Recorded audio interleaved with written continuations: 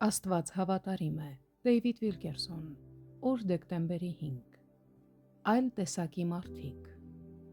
Երբ հին կտակարանում կարդում եմ աստվածավախ մարդկանց մասին, սիրտս այրվում է։ Այս ծառաները անասելի ծանրաբեռնված էին Աստծո գործով, հզոր գործեր էին կատարում, որոնք շփոթեցնում են ժամանակակից քրիստոնյաների մեծ մասի միտքը։ Այս հին սրբերը անսասան էին իրենց մերժման մեջ, Աստծո խոսքի բացակայության դեպքում առաջ շարժվելու հարցում։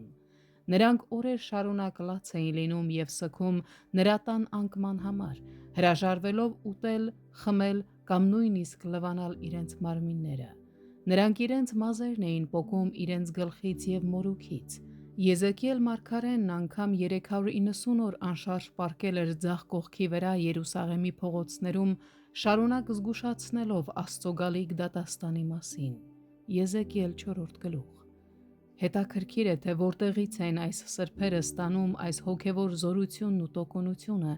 իրենց արած ամեն ինչ իրականացնելու համար։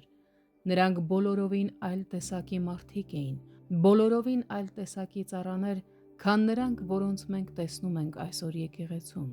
Ես պարզապես չեմ կարողանում հասկանալ նրանց և նրանց ուղին։ Գիտեմ, որ ես բոլորովին նման չեմ նրանց և չեմ ճանաչում ոչ մի քրիստոնյայի, որը նման կլինի նրանց։ Այս ամենում ինչ-որ բան ինձ անհանգստացնում է։ Աստվածաշունչն ասում է, որ այս մարդկանց սխրագործությունները գրի են առնվել որպես խրատ մեզ համար, և այն ամենն օրինակի համար էր նրանց հանդիպում։ Առաջին Կորնթացիս 10-րդ գլուխ 11-րդ խոսք։ Նրանց պատմությունները նախատեսված են մեզ ցույց տալու համար, թե ինչպես դիպչել Աստծո սրտին կամ ինչպես ապականված ժողովրդին տանել դեպի ապաշխարություն։ Միթե նրանք նախասահմանված յուրահատուկ մարդիկ էին, օժտված գերբնական կարողություններով, որոնք անհայտ են մեր սերնդին։ Ամենևին էլ ոչ։